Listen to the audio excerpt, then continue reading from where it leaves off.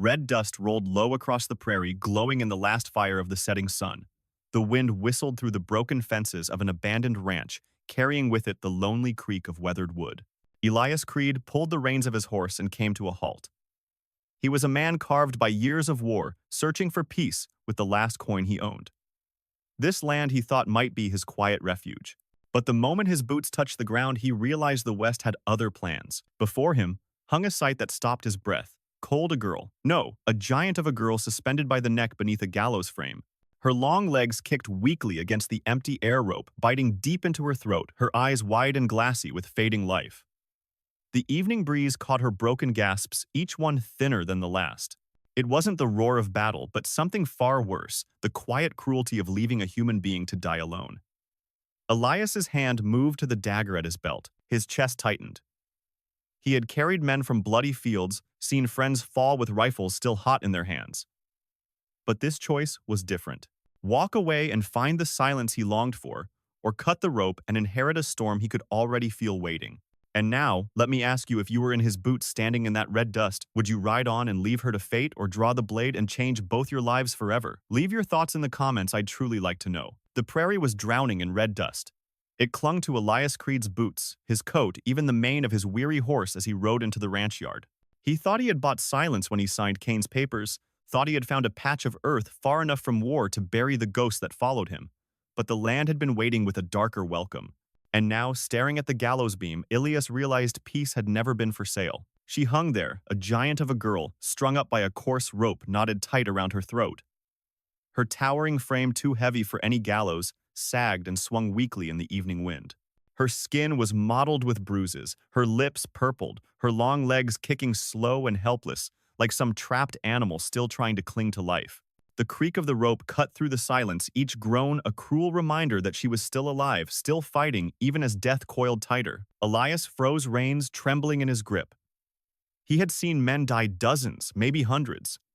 He had watched blood spray the sand, heard the last rattling breath of comrades torn open by gunfire. But this was different. There was no battlefield honor here, no clash of soldiers. This was one soul abandoned, condemned not by war, but by the cold indifference of men. For a moment, the thought struck him turn away. He could ride back down that trail, let the dust cover the sound of her choking gasps, and no one would ever know. He had not come here for trouble. He had come to forget it. Yet the sight of her eyes, wide, storm gray, glimmering with raw terror, and the last fragments of hope nailed him to the ground. His breath came rough. His calloused hand moved slowly, almost on instinct, to the dagger at his belt. Still, his chest tightened. He knew this was no small decision. To cut the rope was to step into someone else's storm, to take on a burden that wasn't his. But to ride away, he would never sleep again. He swung down from the saddle boots, crunching on the dry earth.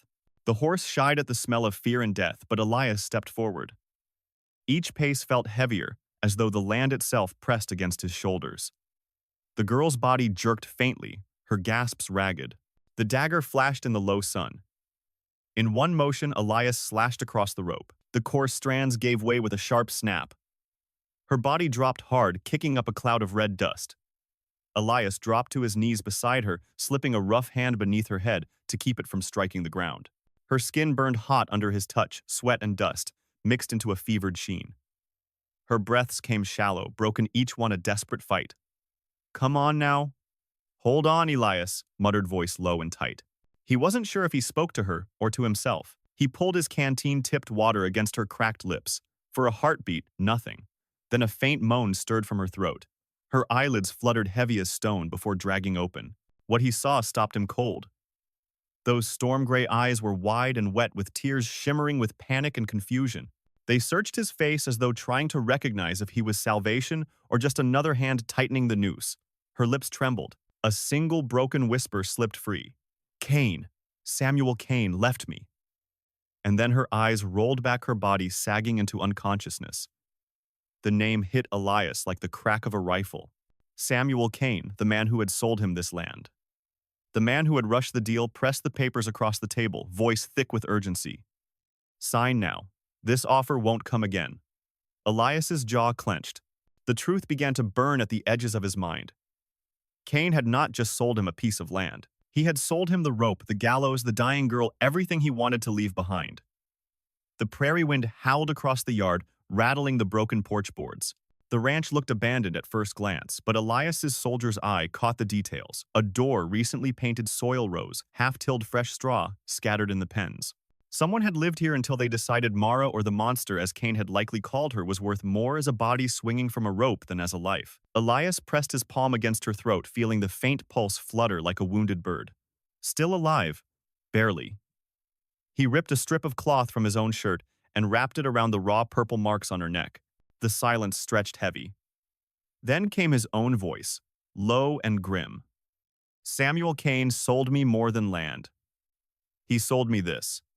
The weight of it settled in his chest.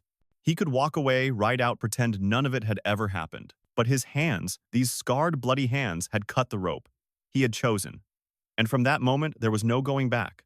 He gathered her in his arms, surprised at her weight, the sheer size of her frame. She was taller, broader than most men he had fought beside, but limp now, weak as a child. He carried her toward the cabin. The door hinges groaned like the land itself protesting, but Elias pushed inside.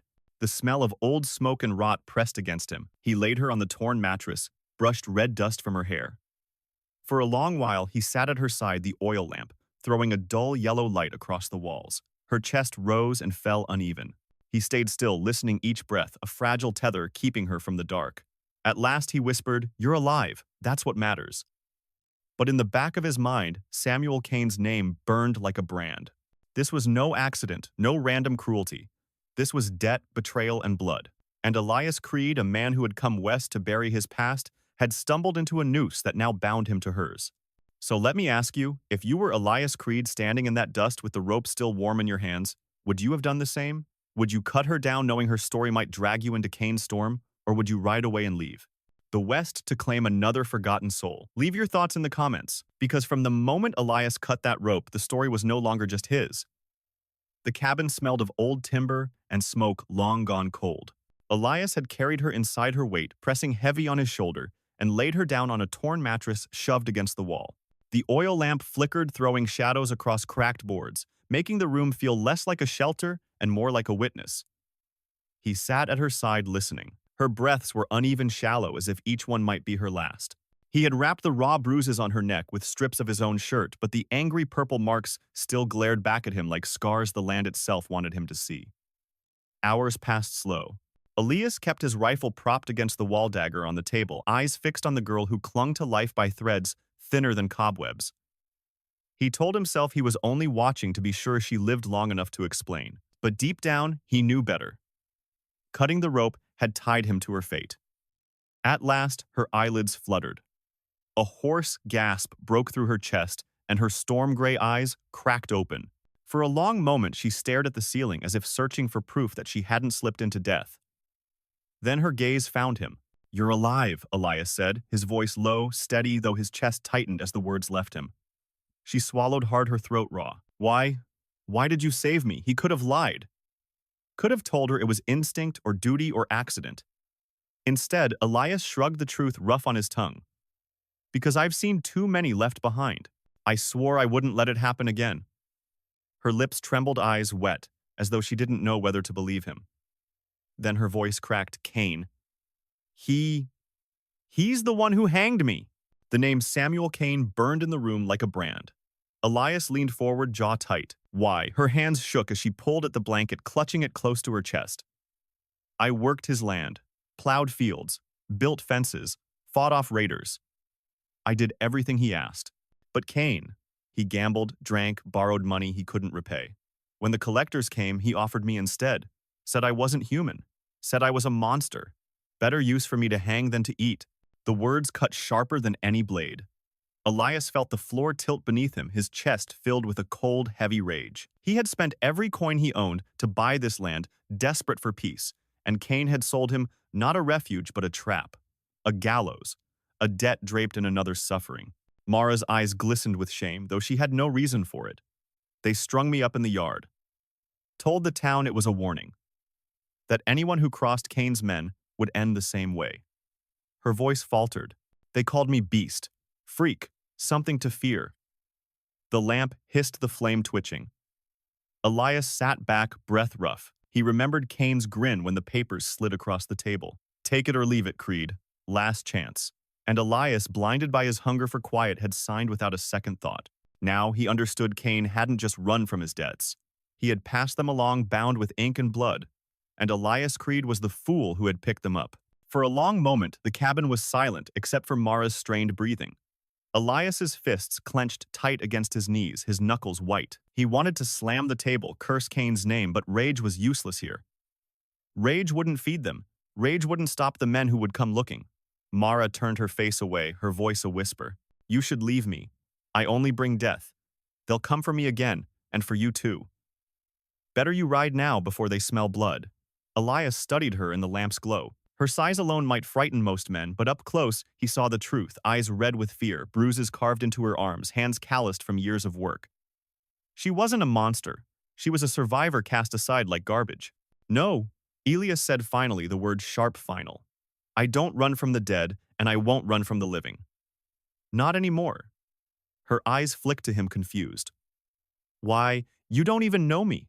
Elias let out a bitter laugh, one without humor. Maybe I don't. But I know Kane. Men like him leave rot behind and someone always pays for it. This time I'll be damned if it isn't him. The wind rattled the shutters, carrying with it the distant howl of a coyote. Elias glanced toward the window. Out beyond the broken fences, lantern lights flickered faint on the road. Moving. Slow. His gut turned cold. They're already coming, he muttered. Mara sat upright, despite the pain, her enormous shadow stretching across the wall. Her breath quickened panic, flashing in her storm-gray eyes. See, you should have left me. They'll kill you for what you did. Elias reached for his rifle, checked the chamber with practiced ease. The motion steadied his hands, even as the storm inside grew. If they're coming, they'll find more than they bargained for. The girl's voice trembled. You don't understand. They don't care about law or papers or truth. To them, Kane's word is the only law. I've lived by worse laws, Elias said, his tone cold iron beneath the weariness. He looked at her, then really looked. You have a name. Her lips parted, hesitation clear as though she hadn't spoken it aloud in years. Finally, she whispered Mara. My mother gave it to me. But most folks, they just called me the monster. Elias repeated the name quietly, tasting it like a vow. Mara. Something flickered in her eyes, then not trust, not yet, but a spark of recognition that someone had seen her as human. The lamp flame dipped, shadows crowding closer. Outside hooves thudded faint against the dirt road, steady, deliberate. Elias's chest tightened. He had bought this land for silence, but what he'd inherited was a storm. And the storm was almost here. The night had grown unnaturally still. Outside the cabin, the prairie wind slowed to a low whistle, carrying the scent of dust and dry grass. Elias sat at the table, rifle across his lap, eyes fixed on the flickering lamplight. Mara lay restless on the mattress, her breath, uneven, eyes half shut yet never fully asleep. Both of them knew it was only a matter of time before Kane's debt collectors came calling. That time arrived sooner than either wished. The first sound was distant, low, steady thuds rolling across the dirt road, hoofbeats. Elias stiffened his hand, tightening on the Winchester. The rhythm grew louder, deliberate, the kind of cadence men used when they wanted their approach to be heard. Then came the glow lanterns, bobbing in the distance, swaying like malevolent fireflies as they moved down the road toward the ranch. Mara bolted upright, her massive frame casting a long shadow across the wall. Her storm-gray eyes widened, breath ragged. They're here, she whispered, her voice hoarse with terror. I told you they would come. Elias rose slowly, calm in appearance, though his chest burned with tension. He snuffed out the oil lamp, plunging the cabin into darkness. Only the faint silver wash of moonlight slipped through the cracks in the walls. He moved to the door, pressing his ear to the wood. The hoofbeats slowed, then stopped. Silence pressed in heavy, broken only by the shifting creak of saddle leather and the muted snorts of horses. Then came the voice, deep, raspy, soaked with tobacco and arrogance. Elias Creed, it called. We know you're in there, and that freak with you. Come on out now before we burn this shack to the ground. Mara shuddered, curling into herself.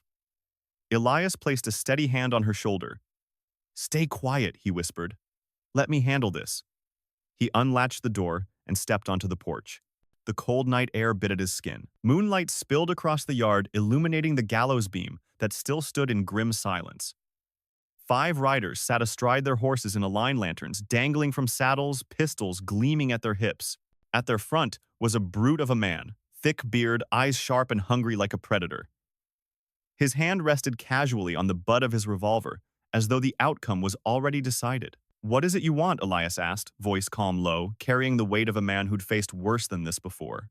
The bearded leader spat into the dirt. "What do we want? Dead Cain's debt, that's what. He promised to pay it with this land, and with that beast he kept in the barn. Now Cain's gone. And you." His eyes narrowed, glinting in the moonlight. "You're left holding the bag." Elias's jaw clenched, but he didn't flinch. "I bought this land with my own money. I have a deed signed by the territorial court. Cain's debts are not mine." The men laughed, cruel and sharp, the sound cutting through the night. The leader leaned forward in his saddle, sneer wide. "Out here, papers don't mean a damn thing. The only law worth a spit is whose gun speaks louder." He pointed toward the cabin. "So here's how it is. You got 7 days, Creed. 7. Either pay us what Cain owed, or pack up and ride out. Leave the freak for us to deal with." His words struck like a hammer. Elias kept his face still, though inside he felt the weight of old ghosts pressing against his ribs. 7 days. It was a sentence, a noose tightening slow. He had heard ultimatums before on battlefields where time was measured by bullets, not weeks. And he knew the truth: 7 days would pass faster than a bullet. The bearded man gave a sharp tug on his reins, turning his horse. The others wheeled with him. 7 days, he repeated over his shoulder, or we come back with fire. Their horses thundered off into the dark red dust rising even under the pale moon. Elias stood on the porch long after the hoofbeats' faded hand unconsciously tightening around the grip of his rifle. The night returned to silence, but it was the silence of a battlefield before the guns roared. He had wanted to bury the war behind him, but once again blood and lead had found him. He stepped back into the cabin. Mara was sitting upright on the mattress, her enormous shadow stretching across the wall. Her eyes shimmered with tears, her voice trembling. "You see, I only bring trouble. They will kill you, just like they tried to kill me."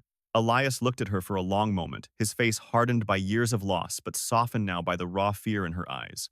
In the dim moonlight, she wasn't a monster. She was just a soul, broken and abandoned, waiting for someone to believe she was worth saving. His voice came rough, quiet, but firm. "Maybe I should walk away. But if I leave you behind, I'll never sleep again." Her lips parted, stunned by the conviction in his tone. The room went still. Outside, the wind pushed against the gallows wood, making it creak like death circling overhead. Elias knew the next 7 days would be no ordinary test of ownership or debt. They would be a fight for more than land. They would be a fight for a life he had cut down from a rope, a life that now tethered him to a storm Cain had left behind. And deep inside, he felt the old fire stir again, the one he thought war had snuffed out. 7 days.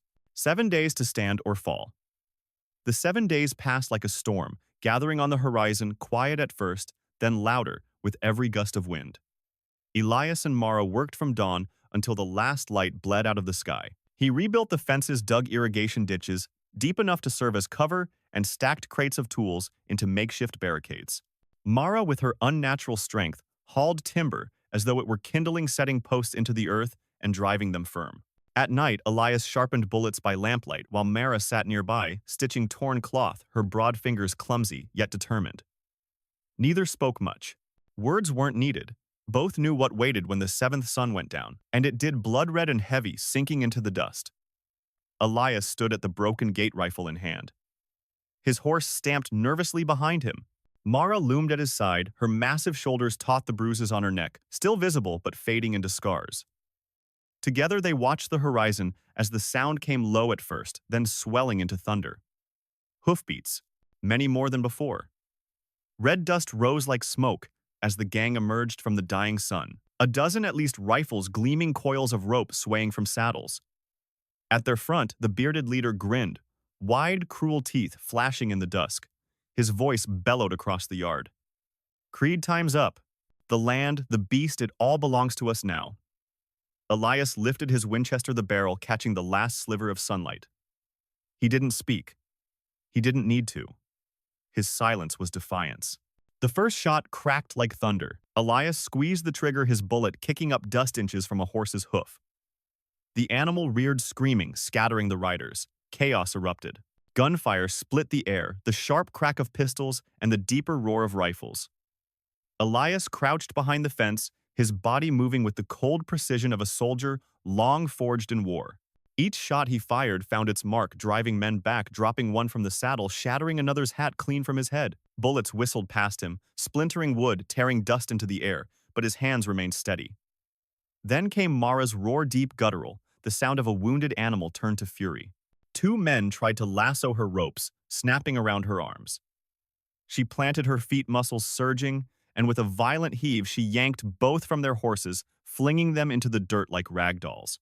Another charge with a blade. Mara met him head-on, seizing him by the collar and slamming him to the ground with bone-shaking force. He didn't rise again. Elias reloaded, eyes darting sweat, burning his brow. He had fought beside many men but never seen strength like hers. She was a storm unleashed, no longer the girl left hanging as a warning but a force of survival. The gang regrouped, circling. Mara stumbled for cover, her chest heaving, but rage burned in her storm-gray eyes. She turned toward the gallows, the same frame where Cain's men had strung her up, and with a cry that echoed across the yard, she ripped one of the posts clean from the earth. The wood cracked, splinters flying, dust raining down. She swung it wide like a club, smashing three men aside in a single strike. The symbol of her torment had become her weapon. The bearded leader snarled, spurring his horse forward. He fired, bullet grazing Elias's arm. Elias staggered, pain flashing white, but he gritted his teeth and fired back. His shot tore through the man's hat, spinning it into the dust. The leader ducked low, but before he could recover, Mara lunged her massive hand, seizing his collar. She dragged him from the saddle as though he weighed nothing, lifting him high above the ground. The man's eyes bulged, his boots kicked wild. "No, wait," he croaked, face red with terror. Mara's knuckles whitened around his shirt, her breath ragged. Years of humiliation, pain, and betrayal burned in her eyes. For a heartbeat, Elias thought she would do it, snap his neck, end him there beneath the same gallows he had condemned her to. Mara, Elias shouted, stepping forward, rifle still raised. "Don't!" Her chest heaved, her hands shaking with fury. Tears streamed down her face, not from rage, but from years of being branded monster, freak less than human. She looked at Elias, desperate, broken, trembling between vengeance and something far more fragile. "If we kill him," Elias said, his voice steady low, "we're no better than they are." The yard went still. Gunfire had ceased. Dust swirled in the silence as every eye turned to her. Mara's breath came in ragged sobs. At last, with a cry half anguish, half release, she let the man drop. He collapsed into the dirt, scrambling backward like a whipped dog. Elias leveled his rifle at him. "Run, tell the rest. If you come back, this land will be your grave." The bearded man scrambled onto his horse, spurred it hard, and fled into the night. The others followed, panic in their eyes, leaving the ranch in a storm of dust and hoofbeats. Then silence. The yard lay wrecked, broken fences, scattered the gallows beam, splintered the air still thick with smoke and the sharp scent of gunpowder. Elias lowered his rifle slowly, his arm bleeding but steady. He turned to Mara. She stood there, the gallows post still clenched in her hand, her chest heaving, her face streaked with sweat and tears. For a moment, neither spoke. They didn't need to. In the silence, they both knew they had survived. The battle had been won, but Elias also knew this was no ending. It was the beginning of a longer war against Cain's debts, against the men who would come again, against the West itself that seemed to demand blood for every acre. But for now, as night finally claimed the horizon, there was one truth. A soldier and a girl once left for dead had stood together, and they were still breathing. The ranch yard still smelled of smoke and gunpowder when night finally swallowed the land. The broken fences stood like ribs against the horizon, and the splintered gallows beam lay shattered in the dirt. Elias and Mara sat inside the cabin, a small fire crackling in the hearth, throwing tired shadows across their worn faces. Elias's arm throbbed where a bullet had grazed him, but his hand was steady as he flipped open a thick ledger Cain had left behind. The pages were filled with numbers, rows upon rows of debt, scrawled in a crooked hand enough to bury any man. His brow furrowed, lips tight. Mara sat on the floor near the fire, her giant frame hunched, knees drawn close. The lamplight caught the bruises still lingering on her neck. She stared at the book with a mixture of dread and shame. "It's because of me," she whispered, voice rough. "If I hadn't been here, you wouldn't have to carry this weight." Elias shut the ledger with a sharp snap. "Number Cain's choices put this on us." If I bought this land, then I bought the burden too. But I'll be damned if I carry it alone. He slid the book onto the table. From now on, we face it together. Her storm gray eyes lifted to his confused shimmering, with something between disbelief and hope. Together, he nodded. I'll handle the traders, the numbers, the talks in town. You watch the land, the fences, the cattle. This isn't chains, Mara. It's a partnership. For the first time since he had cut her down, her lips trembled into something small and fragile, a smile. The days that followed were hard but different. Elias rose before dawn, saddling his horse and riding to the border market with sacks of corn or scraps of lumber, bargaining with men who had once spat Cain's name like poison. Mara worked the land with a quiet strength, hauling timber, mending posts, scattering seed across cracked soil. Her size, once mocked, became their greatest shield. Wolves prowled at night, but didn't dare cross the fence she guarded. Yet strength wasn't all she carried. Sometimes when the day was long and sweat drenched her brow, she would stop to pick wildflowers from the prairie and place them in a chipped vase on the cabin table. Other nights, she cooked a stew, so clumsy the bread burned, but her laughter, pure childlike, filled the room. Elias found himself laughing too, the sound rough, as though dragged out from a place war had buried. 3 months passed. The land began to change. Green shoots of corn rose where once there was only dust. The fence lines stood straight, and strong cattle bellowed with new life, and water trickled steady through the ditches Mara had dug deep. At sunset, smoke curled from the chimney, and for the first time in years, Elias Creed came home to more than silence. One evening, as the sky burned red over the fields, Elias returned from market, carrying a small pouch of coin. He found Mara standing barefoot among the rows of corn, her face flushed with pride. She held up a bundle of fresh harvest, her storm-gray eyes shining like a child who had finally been allowed to dream. Elias laughed out loud, a sound raw and honest. He walked to the porch with her, poured 2 cups of black coffee, and sat in the fading light. His voice came low, steady, carrying the weight of truth. 3 months ago, I thought I'd bought a trap, he said. His gaze met hers unwavering. Turns out I found a home. Mara froze her lips, parting her eyes glistening with tears she didn't bother to hide. She placed her broad, calloused hand gently over his. You believed in me, when the whole world left me hanging. I will never forget that. The silence between them was soft now, not heavy. No chains, no gallows. Only the quiet of 2 outcasts who had found one another. Beyond the fields, the wind carried the scent of new corn and firewood, replacing the smell of blood and gunpowder. The noose that had once marked death had become something else entirely, a bond, a tie that held them not in chains, but in choice. Elias leaned back, staring at the horizon. We turned a noose into a bond, Mara, he whispered. And that's something even Cain can't take from us. The prairie stretched endless and wide, but for the first time, neither of them felt alone.